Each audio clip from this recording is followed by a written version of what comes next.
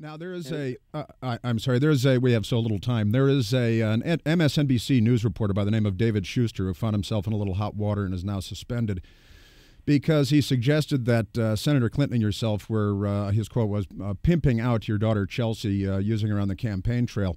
There have been other incidents on MSNBC where Keith Olbermann, for example, said that President Bush was pimping General David Petraeus, where Aaron Burnett referred to President Bush twice as the monkey. Inappropriate things are said by the press. Do you believe it's really appropriate for senior government leaders to come down on reporters when they become angry with things that they've said? I think it was inappropriate for him. I agree. To refer to my daughter in the way he did.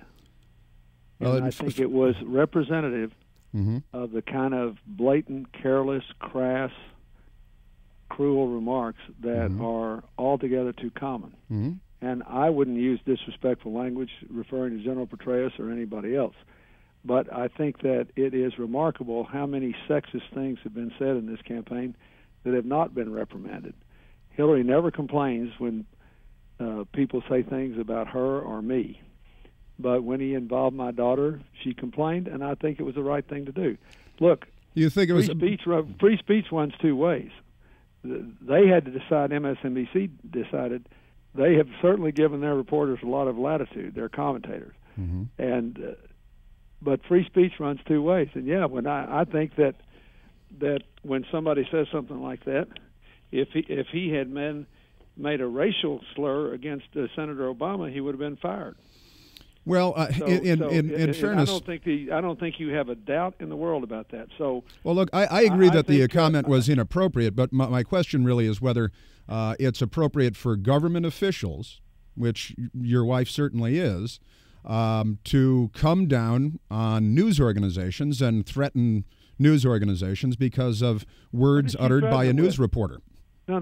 She didn't. How did she threaten? She didn't threaten to use the power of her office. Threatened to not appear on their hosted debates and presumably other shows. She didn't do that as a government official, so she did that as a candidate. Well, but she is a government official. Sticking up for her daughter against blatant sexist remarks, and I think that look, man, we believe in the First Amendment. The First Amendment doesn't just apply to the press; it applies to everybody. Everybody should have free speech. Well, she never threatened to use the power of her office. That would be wrong. She did not do that. Well, aren't they inseparable, though? She her freedom of speech to not appear. She had a right not to do that.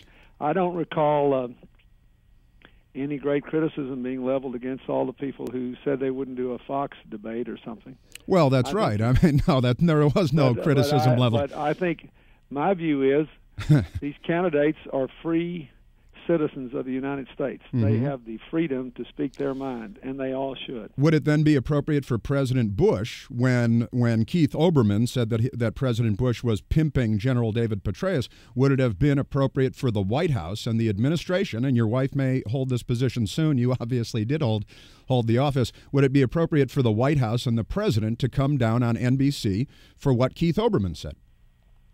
I think it would have been appropriate for him to say that he strongly objected to that kind of language, and that General Petraeus, whether you agree with his policies or not, has served this kind of country with honor and should not be discussed in a disrespectful way. And I would not take any offense at that. It would be inappropriate for President Bush to take any executive action against NBC as a network. It would be inappropriate to try to use the power of government to do that. But to speak his mind, I don't think there'd be anything wrong with that. Isn't that, again, isn't it inseparable when a senator who's running for the presidency sends a letter to the I don't know what the stationery was, whether it was personal or Senate, but to the president of NBC News, leading to the suspension and possibly the firing of a reporter because of two words that he uttered that a senator took umbrage with? No, I think she did the right thing to stick up, not just for our daughter, but for women everywhere. The level of blatant, vicious, sexist comments by some people in this campaign has been appalling. And she didn't threaten to take any action. She sent it on campaign stationery. There wasn't a thing in the world wrong with it. Free speech runs both ways. And, well, I mean, this isn't yelling fire in a theater, though. You cannot say, sir, that the media should be free to attack a person and take a blatantly partisan line in a campaign. Obviously, but don't they do that all the time? Wait. Obviously intended to hurt one candidate and help another, and the candidate says, well, they're beating my brains out and they're insulting my daughter, but because they're in the press, I just have to take it and smile.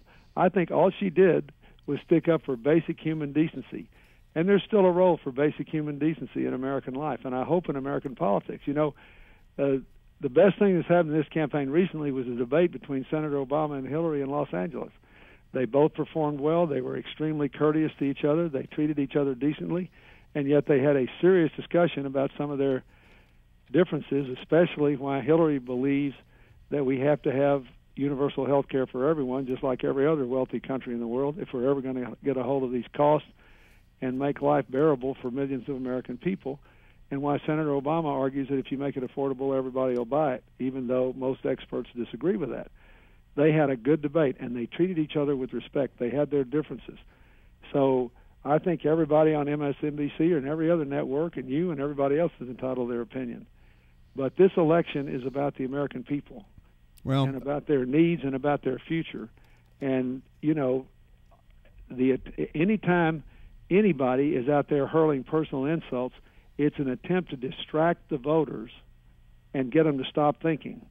I think that is a mistake for the American people in the political process, and I do not believe that a candidate gives up the right of free speech just by becoming a candidate. Yeah. If Hillary or anyone else ever used any legal authority to try to gag someone else's free speech, I would strenuously oppose it.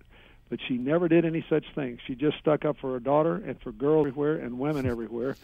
And it's about time somebody did after a lot of the rhetoric we've been through in this election. Doesn't the letter coming on stationery from the campaign, though, kind of imply that it's coming from the office of the possible future president and have a chilling effect? Isn't it intimidating? I don't know about that, but I think people should think about it before they start hurling personal insults. She has never used her public position ever to try to gag anybody. She has endured more insults in this campaign without complaining, without saying a word about it, than anybody I have ever seen. And she's been in a good humor, and she kept smiling, and she's won several 100,000 more popular votes than her opponent has. And she'll still be ahead in the popular vote when this day's over. So I think there's just nothing to say about that except you have a difference of opinion about it. All right, fair enough. Mr. President, thank you very much for being with us. President Bill Clinton. Thank you. Thank you. I enjoyed it. Thanks.